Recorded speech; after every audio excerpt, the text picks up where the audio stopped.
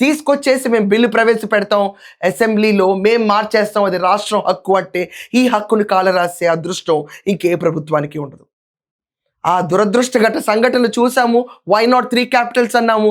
ఇన్నాళ్లకి 12 ఏళ్లకి ఆంధ్రప్రదేశ్ కళ నెరవేరింది. స్వతంత్ర భారత సమైక్య చరిత్రలో ఎప్పుడూ జరగనట్టు ఈరోజు మనం అబ్జర్వ్ చేస్తే హోంశాఖ సహాయ మంత్రి నిత్యానందరావు ఈ బిల్లుని ప్రవేశపెట్టబోతున్నారు. ఈ బిల్లు గురించి సుమారుగా 2 గంటల పాటు డిస్కషన్ ఉంటుంది.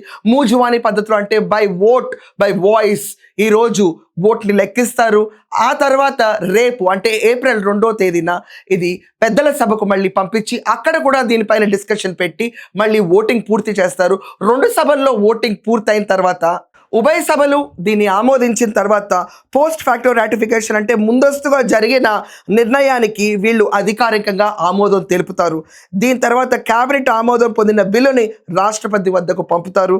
రాష్ట్రపతి సంతకం చేసిన తర్వాత అది చట్టంగా మారుతుంది. చివరిగా ఆంధ్రప్రదేశ్కి అమరావతి రాజధానిగా వెలుస్తుంది. ఇది 12 ఏళ్ల పాటు ఒక రాష్ట్రం పడిన శ్రమ.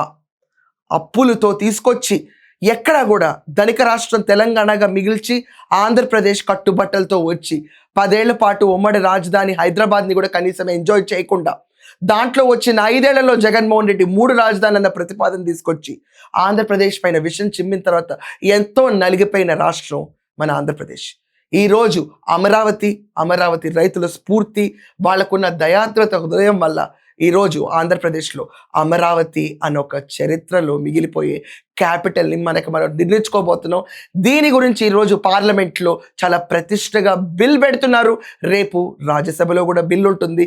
ఈ 2 సభల ఆమోదం తర్వాత చట్టపరమైన రీతిలో క్యాబినెట్లో డిస్కషన్ జరిగాక రాష్ట్రపతి గారి సంతకంతో ఆమోదం పొంది Amaravati will be the legitimate capital of Andhra Pradesh for ever.